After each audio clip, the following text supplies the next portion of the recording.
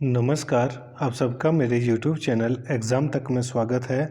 आज मैं आपके लिए जो हिमाचल प्रदेश में HP टेट का एग्ज़ाम होने वाला है, उसके लिए प्रीवियस ईयर्स के क्वेश्चंस को लेके आया हूँ। यहाँ पर मेरे जितने भी क्वेश्चन रहेंगे वो सोशल स्टडीज़ से रहेंगे और उसके बारे में हम यहाँ पर डिटेल में डिस्कशन करेंगे। यदि किसी को मेरे क्वेश्चन में किसी प्रकार का कोई डाउट हो तो मेरी इंस्टाग्राम ID एग्ज़ाम तक 9 या टेलीग्राम चैनल एग्ज़ाम तक 9 में आप मुझसे पूछ सकते हैं। तो चलिए आज की वीडियो को शुरू करते हैं। हमारा पहला प्रश्न है, शिवाजी महाराज के गुरु कौन थे? तो जो शिवाजी थे तो शिवाजी के गुरु कौन थे? ए कबीर, बी रहीम, सी रामदास, डी रामानुजम। तो इसका सही आंसर होगा हमारे पास ऑप्शन सी रामदास। तो जो हमारे पास शिवाजी थे तो शिवाजी के गुरु कौन थे? तो शिवाजी के गुरु रामदास थे और 17वीं शताब्दी के एक हिंदू संत थे। तो रामदास कौन थे? तो ये एक 17वीं शताब्दी के हिंदू संत थे और शिवाजी महाराज के आध्यात्मिक गुरु भी थे। कबीर 15वीं शताब्दी के रहस्यवादी कवि और संत थे। जो हमारे पास यहाँ पर कबीर है तो कबीर के बारे में मैंने आपको बताया है, ये कौन सी शताब्दी में थे? तो ये हमारे पास 15वीं शताब्दी में थे। जबकि जो हमारे पास रामदास थे तो ये कौन सी शताब्दी में थे? तो ये हमारे पास 17वीं शताब्दी से हैं। तो ये भी इम्पोर्टेंट है कि जो कबीरदास थे तो कबीरदास 15वीं शताब्दी के एक महान भारत के रहस्यवादी कवि और संत थे। और जो रहीम थे, रहीम 16वीं शताब्दी के कवि और मुगल सम्राट अकबर के दरबार में 9 रत्नों में से एक थे। तो ये भी आपको पता होना चाहिए कि जो रहीम है ये कौन सी शताब्दी में थे? ये हमारे पास 16वीं शताब्दी में थे। और जो मुगल सम्राट अकबर थे ये अकबर के दरबार के नवरत्नों में से एक थे। अकबर के नवरत्नों में से एक थे। कौन थे? रहीम दास। और जो रामानुजम थे तो इनका संबंध 20वीं शताब्दी से है। कौन सी शताब्दी से है? इनका संबंध 20वीं शताब्दी से है और ये एक भारतीय गणितज्ञ थे। तो ये क्या थे? ये गणितज्ञ थे। तो यहाँ से जितने भी क्वेश्चन बन सकते हैं उन सभी के बारे में मैंने आपको बता दिया है कि जो शिवाजी महाराज थे उनके गुरु कौन थे? तो शिवाजी महाराज के गुरु रामदास थे। और उसके बाद इनका संबंध कौन सी शताब्दी से था? इनका संबंध 17वीं शताब्दी से था। और जो कबीरदास जी थे तो कबीरदास जी का संबंध 15वीं शताब्दी का था। ये एक महान कवि और संत थे। और जो रहीम थे तो रहीम कौन से मुगलों के जो कौन से सम्राट के पास थे? तो ये मुगलों के जो हमारे पास अकबर थे, अकबर के समकालीन थे या उनके समय के टाइम पे कौन थे? रहीम दास थे। और ये उनके 9 रत्नों में से एक थे। 9 रत्नों में से एक थे। कौन थे? रहीम। और उसके बाद जो रामानुजम थे तो रामानुजम हमारे पास 20वीं शताब्दी के भारतीय गणितज्ञ थे। हमारा अगला क्वेश्चन है, चौथ क्या था? ए औरंगजेब द्वारा लगाया गया एक धार्मिक कर, बी रजिया बेगम द्वारा लगाया गया एक मार्ग कर, सी अकबर द्वारा लगाया गया सिंचाई कर, डी शिवाजी द्वारा पड़ोसी राज्यों पर लगाया गया राजस्व कर। तो इसका सही आंसर होगा ऑप्शन डी, शिवाजी द्वारा पड़ोसी राज्यों पर लगाया गया राजस्व कर। जो शिवाजी महाराज थे तो उन्होंने जो कर लगाया था अपने पड़ोसी राज्यों पर, राजस्व कर जिसे कहा जाता है, तो उनको उसको किस नाम से जाना जाता है? उसको चौथ के नाम से जाना जाता है। कौन किस नाम से जाना जाता है? चौथ के नाम से जाना जाता है। और ये HP टेट में हमारे पास लगभग 3 से 4 बार ये क्वेश्चन रिपीट हो चुका है। तो ये क्वेश्चन मोस्ट इंपॉर्टेंट क्वेश्चन है। हमारा अगला क्वेश्चन है, राष्ट्रीय सुरक्षित मातृत्व दिवस कब मनाया जाता है? तो ये भी इम्पोर्टेंट क्वेश्चन है। ये भी HP टेट में लगभग 2 से 3 बार पूछा जा चुका है कि राष्ट्रीय सुरक्षित मातृत्व दिवस कब मनाया जाता है? ए 11 अप्रैल, बी 7 जनवरी, सी 18 सितंबर, डी 22 सितंबर। तो इसका सही आंसर होगा ऑप्शन ए 11 अप्रैल को। जो राष्ट्रीय सुरक्षित मातृत्व दिवस है ये कब मनाया जाता है? तो ये हमारे पास 11 अप्रैल को मनाया जाता है। ये भी हमारे पास मोस्ट इम्पॉर्टेंट क्वेश्चन है। हमारा अगला क्वेश्चन है, किन 2 मुगल सम्राटों ने अपना समसंस्करण स्वयं लिखा? समसंस्करण का मतलब होता है कि जिन्होंने अपनी जीवनी या अपनी आत्मकथा स्वयं लिखी है। ए बाबर और हुमायूं, बी हुमायूं और जहांगीर, सी बाबर और जहांगीर, डी जहांगीर और शाहजहां। तो इसका सही आंसर होगा ऑप्शन सी, बाबर और जहांगीर। जो बाबर और जहांगीर थे, इन्होंने अपनी जो बायोग्राफी है ये उन्होंने खुद लिखी है। मुग़ल साम्राज्य के संस्थापक कौन थे, ये मैंने आपको प्रीवियस वीडियो में बताया था। तो मुग़ल साम्राज्य के संस्थापक बाबर थे और इन्होंने अपनी जो आत्मकथा है उसका नाम क्या है, उसका नाम है बाबरनामा।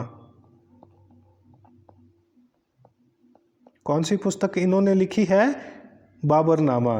तो ये भी क्वेश्चन मोस्ट इम्पॉर्टेंट है, एग्जाम में पूछा जाता है कि जो बाबरनामा है, जो आत्मकथा है, वो किसने लिखी है। तो ये स्वयं बाबर ने लिखी थी। किसने लिखी थी, तो ये बाबर ने लिखी थी। और ये किस भाषा में लिखी गई है, तो ये हमारे पास चगतई या तुर्की भाषा में लिखी गई है।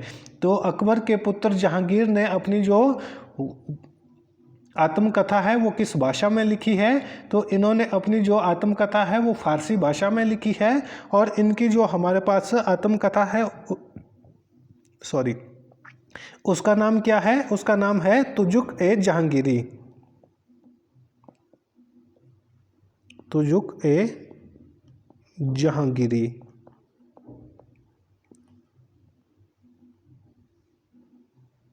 तो ये भी इम्पोर्टेंट क्वेश्चन है कि तुजुक ए जहांगीरी किसने लिखी है। तो ये स्वयं हमारे पास जो जहांगीर है उन्होंने लिखी है। और ये किस भाषा में लिखी गई है, तो ये फारसी भाषा में लिखी गई है। और जो बाबर थे, बाबर के पुत्र कौन थे, तो बाबर के पुत्र हमारे पास हुमायूं है। तो हुमायूं की जो आत्मकथा है वो किसने लिखी है, तो वो गुलबदा बेगम ने लिखी है।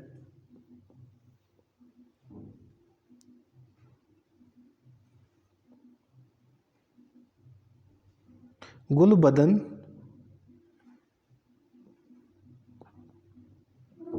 बेगम। तो किसने लिखी है इनकी आत्मकथा, तो इनकी आत्मकथा गुलबदन बेगम ने लिखी है, जो हमारे पास हुमायूं की बहन होती है। और उसका नाम क्या है, उसका नाम है हुमायूं नामा। तो ये भी इम्पोर्टेंट क्वेश्चन है, ये भी एग्जाम में पूछा जाता है कि जो हुमायूं नामा पुस्तक है वो किसने लिखी है, तो वो गुलबदन बेगम ने लिखी है और जो हुमायूं की बहन होती है। जबकि जो बाबर है, बाबर ने अपनी आत्मकथा स्वयं लिखी है, जिसका नाम क्या है, बाबरनामा है, जो तुर्की भाषा में है। और जो जहांगीर है, तो जहांगीर ने भी अपनी जो आत्मकथा है वो स्वयं लिखी है, जिसका नाम क्या है, तुजुक ए जहांगीरी है, जो हमारे पास फारसी भाषा में लिखी गई है। हमारा अगला क्वेश्चन है, शिमला ब्रिटिश भारत के ग्रीष्मकालीन राजधानी कब घोषित की गई थी। जो शिमला है, तो शिमला को ब्रिटिश भारत की ग्रीष्मकालीन राजधानी बनाया गया था।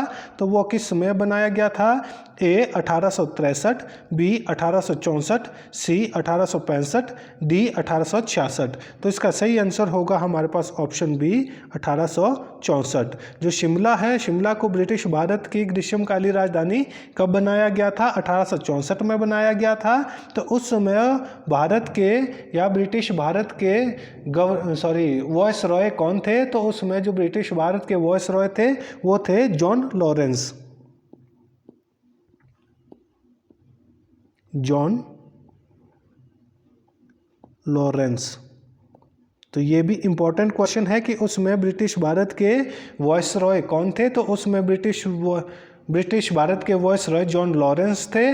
और शिमला को ब्रिटिश भारत की ग्रीष्मकालीन राजधानी कब बनाया गया, तो ये 1864 में बनाया गया है। हमारा अगला क्वेश्चन है, कौन सा उद्योग सनराइज उद्योग के नाम से जाना जाता है। तो ये भी इम्पोर्टेंट क्वेश्चन है कि किस उद्योग को सनराइज उद्योग के नाम से जाना जाता है। ए सूती उद्योग, बी सूचना प्रौद्योगिकी उद्योग, सी कोयला उद्योग, डी बीमा। तो इसका सही आंसर होगा हमारे पास ऑप्शन बी सूचना प्रौद्योगिकी उद्योग। जो आईटी सेक्टर है, आईटी सेक्टर को किस उद्योग के नाम से जाना जाता है, तो आईटी सेक्टर को हमारे पास सूचना या सनराइज उद्योग के नाम से जाना जाता है। तो सनराइज उद्योग उदीयमान उद्योग का एक नया और बढ़ता हुआ उद्योग है, जिसके भविष्य में महत्वपूर्ण वृद्धि होने की उम्मीद है। जो सूचना प्रौद्योगिकी उद्योग है, ये उभरते हुए उद्योग का एक आदर्श उदाहरण है। तो ये जो उभरता हुआ जो उद्योग है उसको सनराइज उद्योग के नाम से जाना जाता है। तो जो हमारे पास प्रेजेंट टाइम है, प्रेजेंट टाइम में जो सूचना प्रौद्योगिकी उद्योग है तो वह हमारे पास उभरता हुआ उद्योग है, इसलिए इसको सनराइज उद्योग के नाम से जाना जाता है। हमारा अगला क्वेश्चन है गुरुमुखी लिपि की शुरुआत किसने की थी? तो ये भी मोस्ट इंपॉर्टेंट क्वेश्चन है कि गुरुमुखी लिपि की शुरुआत किसने की थी। ए गुरु अंगद देव, बी गुरु नानक देव, सी गुरु अर्जन देव, डी गुरु गोविंद सिंह। तो इसका सही आंसर होगा ऑप्शन ए गुरु अंगद देव। जो गुरु अंगद देव थे इन्होंने ही हमारे पास गुरुमुखी लिपि की शुरुआत की है। और जो गुरु अंगद देव है ये हमारे पास जो सिखों के 10 गुरु हैं, 10 गुरुओं में से ये हमारे पास दूसरे गुरु हैं जिन्होंने गुरुमुखी लिपि को औपचारिक रूप देने और उसकी मानकीकृत करने का श्रेय दिया जाता है। और जो गुरु नानक देव है ये हमारे पास सिख धर्म के संस्थापक हैं और ये हमारे सिख धर्म के पहले गुरु भी माने जाते हैं। कौन? गुरु नानक देव। और क्वेश्चन पूछा जाता है कि गुरु नानक देव का जन्म कब हुआ? तो गुरु नानक देव का जन्म 1469 ईस्वी में होता है। कब होता है? 1469 ईस्वी में। और जो अगले गुरु है वो है गुरु अर्जन देव। तो गुरु अर्जन देव हमारे पास सिखों के 5वें गुरु हैं और इन्होंने अमृतसर शहर की स्थापना की है।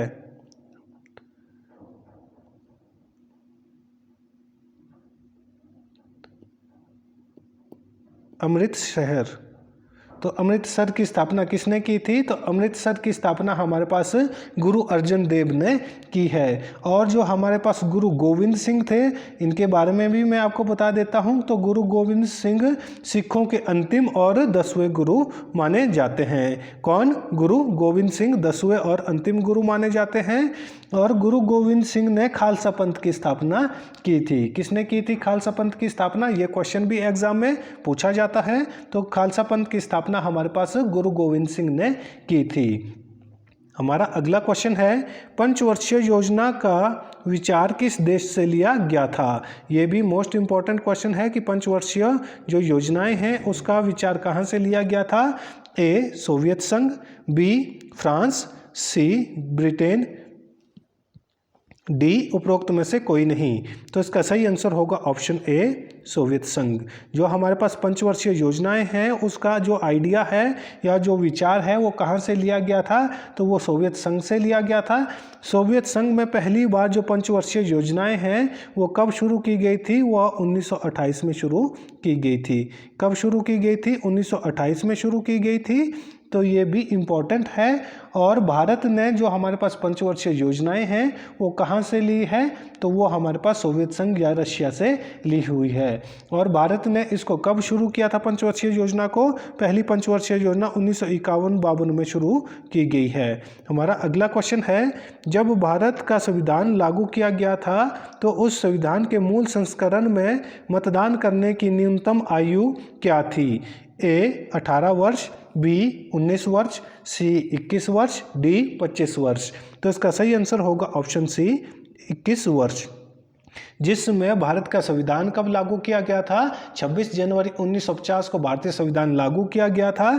तो उस समय जो मतदान करने की न्यूनतम आयु थी तो वो कितनी थी? तो वो हमारे पास 21 वर्ष थी। लेकिन 1988 में, कब? 1988 में 61 जो अमेंडमेंट हुआ था तो 61 अमेंडमेंट के थ्रू इसको घटाकर कितना कर दिया गया था?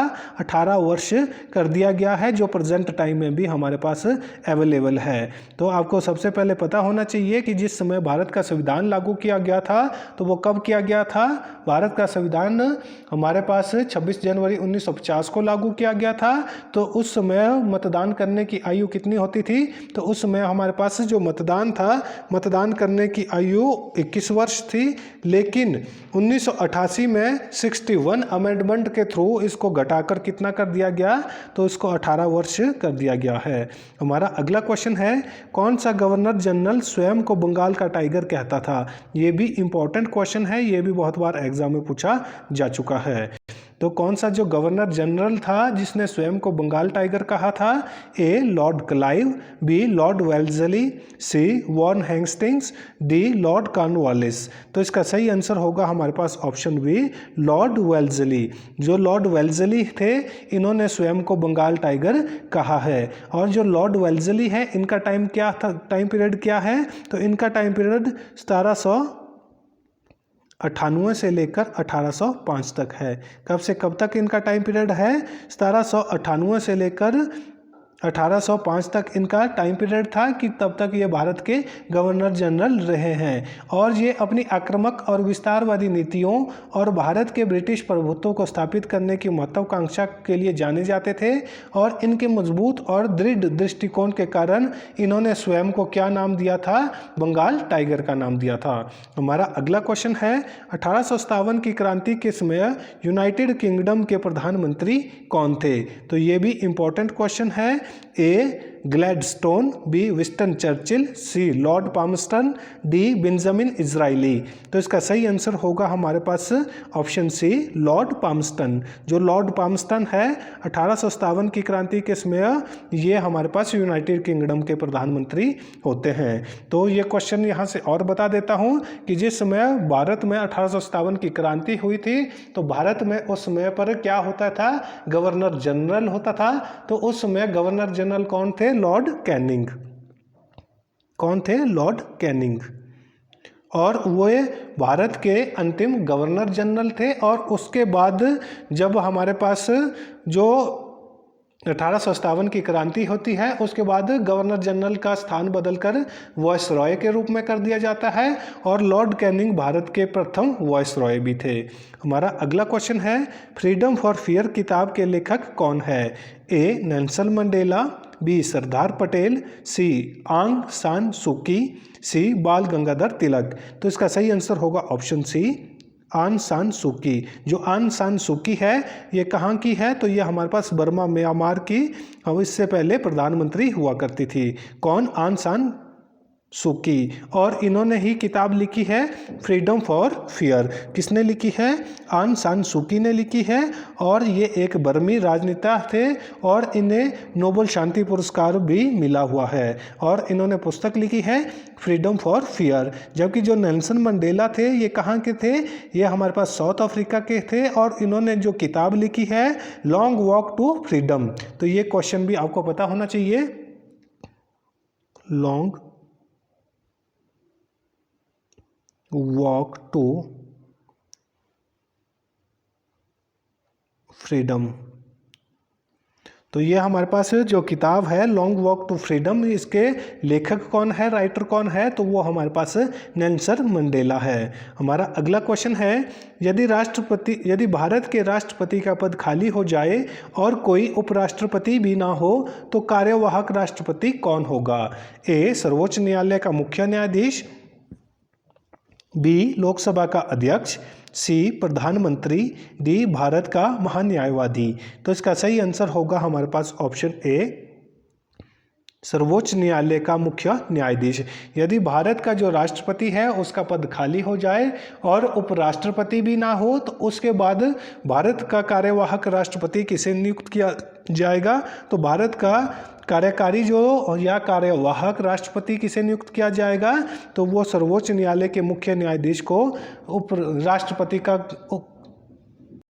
कार्यवाहक राष्ट्रपति नियुक्त किया जाएगा। तो ये भी इम्पोर्टेंट क्वेश्चन है और ये हमारे भारतीय संविधान के अनुच्छेद 65 में दिया गया है। कहाँ पर दिया गया है? तो ये भारतीय संविधान के अनुच्छेद 65 में दिया गया है कि यदि हमारे पास भारत का राष्ट्रपति का पद खाली हो और उपराष्ट्रपति भी ना हो तो उसके स्थान पर किसे राष्ट्रपति बनाया जाएगा? तो वह हमारे पास सर्वोच्च न्यायालय के मुख्य न्यायाधीश को बनाया जाएगा। हमारा अगला क्वेश्चन है भारत में अखबारी कागज की पहली मिल किस राज्य में लगाई गई थी? ए महाराष्ट्र, बी मध्य प्रदेश, सी आंध्र प्रदेश, डी पंजाब। तो इसका सही आंसर होगा ऑप्शन बी मध्य प्रदेश। भारत में पहली जो अखबारी कागज की मिल है वो कहाँ पर लगाई गई थी? तो वो हमारे पास मध्य प्रदेश में लगाई गई थी। और कब लगाई गई थी? 1947 में लगाई गई थी। कब लगाई गई थी? 1947 में लगाई गई गई थी, लेकिन यह मिल शुरू में सफल नहीं हुई है। तो ये मिल जो है वो सफल रूप से नहीं चली है। उसके बाद जो भारत की जो दूसरी न्यूज़ प्रिंटिंग मिल स्थापित की गई वो कहाँ की गई, वो पंजाब में की गई। और वो कब की गई, 1955 में। कब की गई, 1955 में की गई। तो यहाँ पर जो बच्चे हैं वो कंफ्यूज हो जाते हैं, मध्य प्रदेश करें या पंजाब। यदि लिखा जाएगा कि भारत की पहली अखबारी कागज़ की पहली मिल जो सफल रूप से लगाई गई थी वो कहाँ पर थी, तो वो पंजाब हो जाएगा। यदि सिर्फ यही पूछा जाएगा कि भारत में अखबारी कागज़ की पहली मिल किस राज्य में स्थापित की गई थी, तो उसका आंसर मध्य प्रदेश हो जाएगा। हमारा अगला क्वेश्चन है 1857 की क्रांति का प्रतीक क्या था। तो मैंने इससे पहले भी आपको 1857 की क्रांति के बारे में बताया है। तो 1857 की क्रांति से लगभग हमेशा ही HP टेट में 2 से 3 क्वेश्चन आपको देखने को मिल जाते हैं। तो ये इंपॉर्टेंट क्वेश्चन है कि 1857 की क्रांति का प्रतीक क्या था। ए कमल एवं रोटी, बी रोटी एवं तलवार, सी कमल एवं गुलाब, डी कमल एवं किताब। तो इसका सही आंसर होगा हमारे पास ऑप्शन ए, कमल एवं रोटी। जो कमल एवं रोटी है, 1857 की क्रांति के दौरान क्रांतिकारियों ने अपनी एकता और स्वतंत्रता की लड़ाई को दर्शाने के लिए कमल और रोटी को प्रतीक के रूप में इस्तेमाल किया था। कमल का अर्थ क्या होता था इसमें, कमल का अर्थ पवित्रता और राष्ट्रीय जागृति का प्रतीक था, जबकि रोटी जीविका बुनियादी आवश्यकता थी। तो ये भी इम्पोर्टेंट क्वेश्चन है। तो यहाँ से जितने भी क्वेश्चन बन सकते थे सारे के सारे मैंने आपको बता दिए हैं। और HP टेट में हमारे पास करंट अफेयर भी पूछा जाता है। तो HP करंट अफेयर के लिए आप मेरे चैनल पर जाकर गिरिराज करंट अफेयर के नाम से मैंने अलग से प्लेलिस्ट बनाई है, वहाँ पर आप HP के करंट अफेयर के क्वेश्चन को देख सकते हैं। यदि आपको वीडियो अच्छी लगी हो तो वीडियो को लाइक करें, कमेंट करें और ज़्यादा से ज़्यादा अपने दोस्तों के साथ वीडियो को शेयर करें। धन्यवाद।